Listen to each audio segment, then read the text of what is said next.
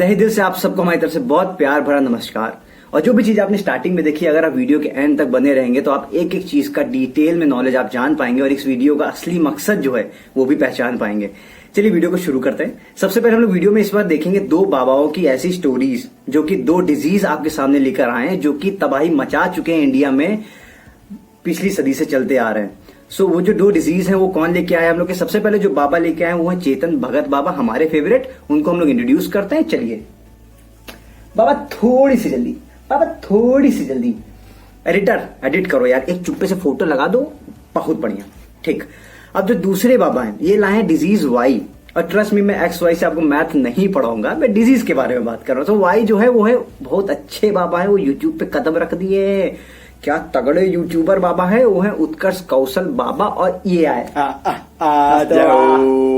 नमस्ते बाबा, नमस्ते बाबा। बोल रहे हैं का कूद जाए तुम्हारे अंदर। ऐसा करो तुम उतर के आओ, वीडियो बना लो, नहीं तुम कर लो पहले, ये जरूरी है ना, तुम कर लो। लाइक कर दो, शेयर कर दो, कमेंट कर दो, हमको बात ही नहीं करने दे रहा। ये जो इन्होंने बाबा ने कहा है ना, जो तीन प्यारे वर्ड्स कहे ना, वो मतलब गजब बाबा, मतलब हम कह रहे थे ज्ञान, ये तुम लोग मानते नहीं हो यार। तो ये जो है वो डिजीज वाई लेके आए। सो जो डिजीज एक्स है, हम लोग की जो डिजीज वाई है, उसने जो तबाही फैलाई हुई है हम लोग के देश में, सबसे पहले हम लोग ये जानेंगे। और फिर जब ये तबाही फैला ही रहे थे तब तक क्या आ गया, हम लोग के शहंशाह आ गए। शहंशाह मतलब कोरोना बाबा आ गए। कोरोना बाबा आए, कहे अरे तुम लोग तो भाई कैसे, तुम लोग को जीने नहीं देंगे हम, अमीरों को छोड़ो, हम तो गरीबों की धज्जियां और उड़ा देंगे। तो फिर उसके बाद जब तक बाबा आए तो फिर लॉकडाउन भी आ गया। तो उसने कहा अरे मैं तो जिंदगी ही खराब कर दूंगा। तो इस वीडियो में हम लोग देखेंगे दो ऐसी हम लोग की डिजीज जो कि इंडिया में तबाही फैला ही रही थी और कोरोना ने आके धज्जियां उड़ा दी। और ये हम लोग स्पेसिफिकली बात करेंगे गरीबों की, जो कि स्ट्रगल करते आ रहे थे और अभी भी स्ट्रगल कर रहे हैं। लॉकडाउन के बाद तो उनकी धज्जियां ही उड़ गई हैं। तो चलिए वीडियो को शुरू करते हैं। चलिए फिर वीडियो का हम लोग सबसे पहले क्या कहते हैं, कार्रवाई आगे बढ़ाते हैं। सबसे पहले बुलाते हैं डिजीज एक्स, हाजिर हो भाई वाह। सो चेतन भगत अपनी आर्टिकल में कहते हैं जो डिजीज एक्स है वो हर साल इंडिया में 28 लाख केसेस लाती है, 4.5 लाख लोगों को हर साल मारती है, 1200 लोग हर दिन मरते हैं और 50 लोग हर घंटे। मेरा तो दिमाग उड़ गया था ये देखने के बाद कि ऐसी डिजीज हम लोग के इंडिया में है। अब दूसरी डिजीज देखते हैं, वो भी कम खतरनाक नहीं है, उसको भी बुलाते हैं डिजीज वाई। भाई वो तुम भी हाजिर हो या एडिटर यार, गजब एडिटिंग कर रहा है। सो जो डिजीज वाई है वो 2017 में 1,80,000 लोगों को अपनी चपेट में ली और उनको निपटा दी। और 2019 में तो हद ही कर दी। 2019 में रिपोर्ट सामने आती है कि हर 39 सेकेंड, मतलब हर 39वें सेकेंड में हर एक बच्चा जो है 5 साल से छोटी उम्र वाला, उसमें दम तोड़ देता है इस बीमारी के चलते। अब सबसे पहले आप लोग के दिमाग में आ रहा होगा कि दो बीमारी है कौन सी जो कि इतनी तबाही इंडिया में मचाई हुई है। तो मैं गारंटी करता हूं आपने बीमारी का नाम सुना ही नहीं होगा, पॉसिबल ही नहीं है भाई। चलो देखते हैं, नामकरण करते हैं। सबसे पहले हम लोग के जो एक्स है वो हम लोग की ट्यूबरक्लोसिस, देखा नाम सुना नहीं है, देखा मैं जीत गया। दूसरा हम लोग का निमोनिया, अरे यार कितनी बार जीतोगे, मैंने कहा था नाम नहीं सुना होगा तुम लोगों ने, भाई नहीं सुना है। अब चलो नाम पता चल गया तो सबसे पहले क्वेश्चन दिमाग में आना चाहिए, भाई हम लोग ने फिर देखी क्यों नहीं? भाई कैसे देख लोगे भाई, गरीबों को हो रही बीमारी, और गरीबों को ना तुमको पड़ी है, ना हमको पड़ी है, ना मीडिया को पड़ी है और ना सरकार को पड़ी है। किसी एक को नहीं कोसा जा सकता, यहाँ पे सबकी गलती है। भाई हम लोग को इंटरेस्ट नहीं, हम लोग को क्या देखना है, हम लोग को फिल्म स्टार के बच्चों का हायर करते हुए देखना है, उसके इंस्टाग्राम पे मिलियन फॉलोअर्स बढ़ा देंगे, लेकिन कभी ये नहीं सोचेंगे कि जो बीमारी है क्या कर रही है भाई हमारे गरीब बच्चों के साथ, गरीब भाइयों के साथ, कभी मतलब ही नहीं है। हम मीडिया की बात करें, सो मीडिया के ऊपर तो भगवान का हाथ है ना, तो जो भगवान कहेंगे वही तो मीडिया करेगी ना हम कुछ कर सकते हैं ना आप कुछ कर सकते हैं। कभी कभी तो ये भी न्यूज देखी होगी कि गांव में ज्यादा लोग इसलिए मर रहे ताकि न्यूज वाले उनकी तरफ माइक लेके जाए, और गरीब और जो फिल्म स्टार्स का बच्चा होगा वो केवल ऐसे कर देगा, उसके पीछे 20 खड़े रहेंगे। सो गलती यहाँ पे हम ही लोगों की है, ना हमको पड़ी, ना मीडिया, ना सरकार। तो यहाँ पे हम लोग का सबसे पहले क्वेश्चन हो सकता है आपके डाउट क्लियर हो। सेकंड क्वेश्चन जो हम लोग का सबसे बड़ा आता है कि अब हम लोग के पास दवाई है कि नहीं दवाई है। भाई इतनी बड़ी बीमारी है, लाखों लोग मर रहे हैं, तो आप लोग को लग रहा होगा शायद दवाई नहीं है इसीलिए मर रही है। बहुत कतई जहर सोच है, मतलब तुम्हारी गजब सोच है मतलब। तो हम बताते हैं सच्चाई क्या है। जो हम लोग की ट्यूबरक्लोसिस है, इसकी दवाई बन चुकी है हम लोग की 1949 में, पहला इंसान दवाई देने के बाद वो सही भी हो चुका था। जो दूसरी बीमारी है हम लोग की कौन, निमोनिया, इसकी पहली हम लोग की जो दवाई बनी थी वैक्सीन वो 1977 में बन चुकी है और दूसरी 2000 में बन चुकी है और हम लोग निहत्ते खड़े हैं, लाखों लोग मरने दे रहे हैं क्योंकि हमको परवाह नहीं है। क्या तीसरा सवाल यही मन में आना चाहिए कि अगर इतनी बीमारी फैली है, इलाज है, तो डॉक्टर और हॉस्पिटल्स कर क्या रहे हैं भाई? हाथ पे हाथ करके ताली बजा रहे हैं क्या? तो मेरा आंसर जो है ना वो ऐसा ही है, ताली ही बजा रहे हैं। क्योंकि मैंने इस वीडियो में समझाया कि इंडिया कोरोना वायरस में क्यों जल्दी बैठ गया है और क्यों हम लोग को ऐसे जल्दी बैठना पड़ रहा है, लंबे समय तक भी बैठना पड़ सकता है। जिसको देखना है वो देख सकता है, मैं लिंक डिस्क्रिप्शन में डाल दूंगा। मैं इस वीडियो से रिलेट करके बात कर लूं पहले कि उस वीडियो में मैंने बताया था कि गवर्नमेंट अगर 100 रुपए कमाती है तो 1 रुपए 10 पैसा अस्पताल में खर्चा करती है, अस्पताल, डॉक्टर, इन सब चीजों में खर्चा करती है। तो कहां से भाई बीमारी भगा पाओगे क्या? लाखों लोग मर रहा है। और इंडिया वर्ल्ड में बात करें तो इंडिया की रैंक 150वें नंबर पे है, 2019 की रिपोर्ट है ये। सोचो वर्ल्ड में कितनी कंट्रीज हम लोग से बेहतर कर रही हैं। और एक रिपोर्ट जो मेरी पर्सनल है वो ये है, हमारा बांग्लादेश, हमारा श्रीलंका, हमारा नेपाल सब हमसे अच्छा पैसा खर्चा करता है, सबकी रैंक हमसे अच्छी है। सोचो तो हमारे देश में क्यों ना हो भाई ये सब चीजें। और गरीब जब कुछ चीजें तो ये भी दिक्कत है, गरीब क्या होता है क्योंकि अस्पताल हम लोग के गांव में है नहीं, बेचारा जब तक वो अस्पताल आता है तब तक वो ऐसे नहीं निपट जाता है। कुछ लोग क्या होते हैं घरेलू नुस्खे कि बेटा ये कर लो, बेटा वो कर लो, बेटा ये कर लो, ऐसे सही हो जाएगा, ऐसे कर लो, ऐसा कर लो, सही हो जाएगा। इन सब से कितने लोग मरते हैं। और जो प्राइवेट पहुंच गए, अबव पॉवर्टी लाइन के पहले थे, बिलो पॉवर्टी लाइन हो गए और मर वो अलग गए क्योंकि इलाज सही नहीं हुआ। सो ये सारी चीजें हम लोग की होती हैं और ये सारी चीजें हम लोग की होती आ रही हैं और सालों से होती जा रही, 50-50, 70-70 साल से होती आ रही कि हम लोग को दवाई का इलाज पता है, हॉस्पिटल हमारे पास है, तो गवर्नमेंट क्यों पैसा खर्चा नहीं कर रही भाई? दवाइयां हैं तो कहां हैं? लोग क्यों आज भी मर रहे हैं? क्यों उनके इलाके में आज भी इतनी गंदगी है जहां पे वो रह रहे हैं? इन सब सवालों का किसी के पास जवाब नहीं है और मीडिया तो कवरेज करेगा ही नहीं क्योंकि उसके ऊपर वैसा बताया मैंने यार, उसके ऊपर भगवान का हाथ है। एक लौते, जैसे साईं बाबा ने कहा है सबका मालिक एक, मीडिया वालों ने कहा मेरा भी मालिक एक, केवल एक को छोड़ दो, एक को छोड़ दो, बाकी सब एक। सो ये सारी दिक्कतें हम लोग झेल रहे हैं कि हॉस्पिटल्स होते हुए भी गरीबों का मरना, दवाइयां होते हुए भी मरना। तो कोरोना की तो दवाई नहीं है। अरे भैया लॉकडाउन कर दिया अलग, कभी इन सब बीमारियों के लिए हमने लॉकडाउन ही नहीं किया क्योंकि गरीब को हो रही ना। तो चलिए देखते हैं अब जब लॉकडाउन हो गया, अमीरों, क्योंकि अमीर भी इस बार अफेक्ट कर रहे हैं ना, गोरे गोरे लोग, अलग अलग कंट्रीज के गोरे गोरे लोग कोरोना में क्या हो रहे हैं, कोरोना के हम लोग के वायरस के शिकार हो रहे हैं। तो भाई इस बार तो लॉकडाउन करना बनता है क्योंकि गरीब को हम मरने देते हैं, अमीर को हम बचाते हैं। हमारा इतिहास है, हमारे कॉन्स्टिट्यूशन में लिखा है राइट टू इक्वालिटी। मुझे तो हंसी आती है। तो चलिए देखते हैं ये सब चीजें, जब XY ने इतना बर्बाद किया है तो कोरोना अपने साथ खुशियां गरीबों के लिए नहीं लेके आया, उसने चीजें बद से बदतर बना दी। और चलिए देखते हैं क्या बदतर बनाई गई है, प्यार से देखते हैं। आहा ओहो देखा है। कोरोना ने जैसे वर्ल्ड में दस्तक दे चुका था, इंडिया में भी कोरोना आ चुका था। नंबर ऑफ केसेस हम लोग के इंडिया में भी देखे जाने लगे थे, अलग अलग स्टेट में। सबसे पहले केरला में आया, फिर हम लोग के धीरे धीरे करके हम लोग के नंबर ऑफ केसेस इंडिया में भी देखे जाने लगे थे। और वो दिन भी आ गया था जब 24 मार्च की रात 8 बजे मोदी जी ने ये कहा, अरे नहीं, एक सेकंड, क्या भाई, क्या भाई, क्या एक बार बुलाए थे ना, एक बार इंट्रोड्यूस करा दिया ना, आप क्या दिक्कत है? भक्तों से मिल रहा है। अरे मोदी जी कहाँ है? बिजी चल रहे हैं। तो तुम बोलोगे? औका बोल लो, कर लो तुम, आज कर लो। हम तो कह रहे कर लो, तुम मिलो, तुमको हम सूतेंगे। बाहर ना निकलना, बहुत मारे जाओगे, हमारे बैठे हुए हैं। हो गया, अच्छा जाओ। तो मोदी जी ने 24 मार्च की रात 8 बजे यही कहा था कि 21 दिन का लॉकडाउन है। हम लोग के 2 सिनेरियो यहीं पर उसी टाइम आते थे। एक हम लोग के थे जो मिडिल क्लास, अपर क्लास, वो पैनिक बाइंग में लग गए थे कुछ लोग, और वहीं दूसरी तरफ जो गरीब लोग थे उन्होंने अपनी नौकरी खो दी, अपना पैसा खो दिया, अपना घर से निकाल दिया कि तुम्हारे पास पैसा नहीं है, खाना तक नहीं, पैसा तक नहीं, और वो लॉकडाउन हो गए। तो 2 सिनेरियो था, एक तरफ मिडिल क्लास, अपर क्लास जो सामान खरीद के रख रहा था, एक तरफ दूसरे लोग जिनकी नौकरी चली गई, घर चला गया, पैसा चला गया, खाना नहीं और भूखे रोड पे बैठे हैं। तो यहाँ पे 2 सिनेरियो आए। तो इन्होंने क्या डिसाइड किया, तब भी हार नहीं मानी इन्होंने कहा कि हम अपने घर वापस जाके रहेंगे। ये चलना शुरू कर दिए गरम गरम हाईवे पे, नंगे पांव, बिना चप्पल या फिर चप्पल के साथ ही।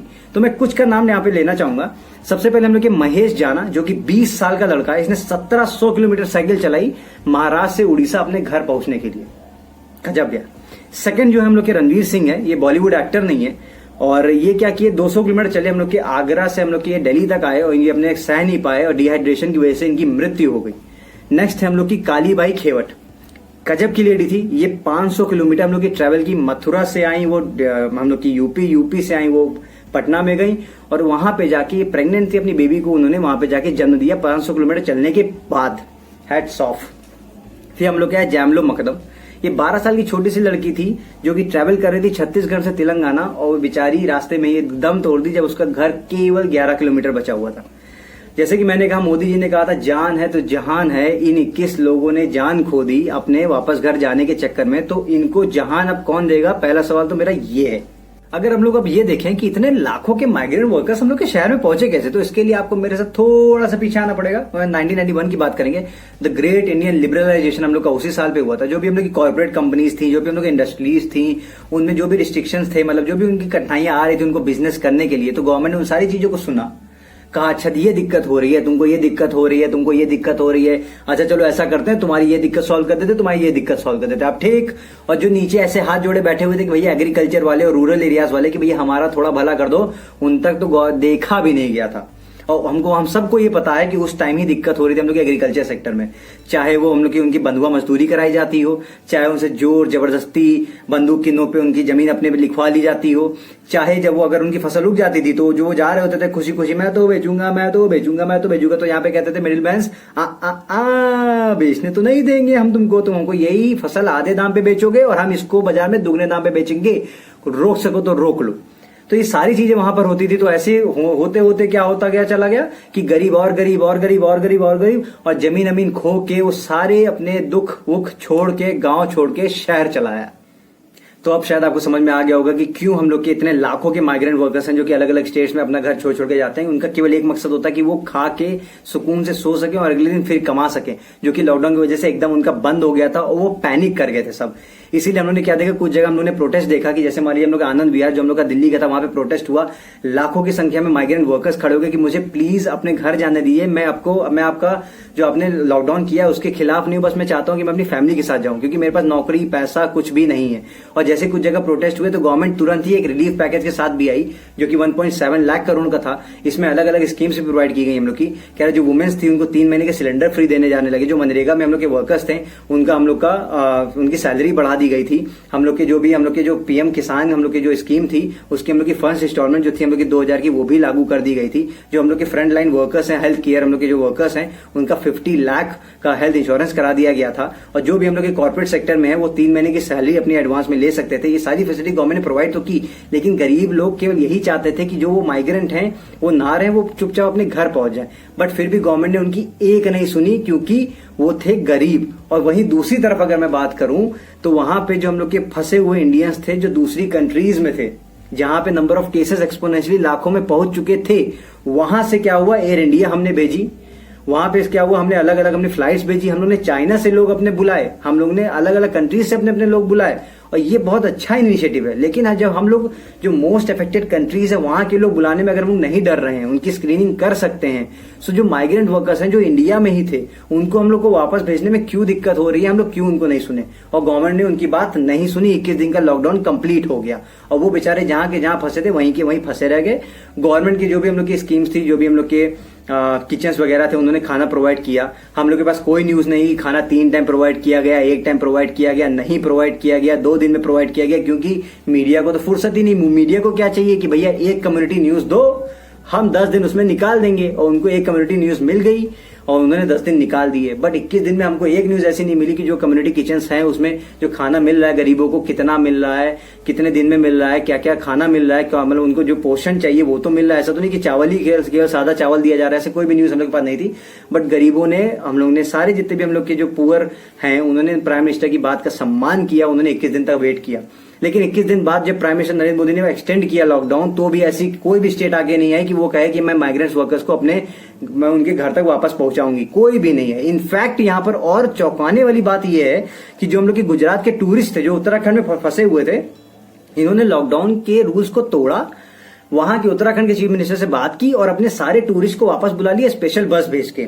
भाई वाह। और हम लोग के जो students from Kota, UP government ने क्या किया कि कोटा के बच्चे जो फंसे हुए थे भाई, वो तो कितने गरीब होंगे सोचो, क्योंकि 2-2 लाख 3-3 लाख रुपए की फीस दे रहे हैं, तो सोचो कितने गरीब होंगे वो लोग, कितने मुश्किलों से जी रहे होंगे यार। सही बात है कि सोचो कोई किसी का बच्चा 2 लाख रुपए देके पढ़ रहा, बेचारा भूखा हॉस्टल में रह रहा होगा, उसको खाने को भी नहीं मिल रहा होगा ना।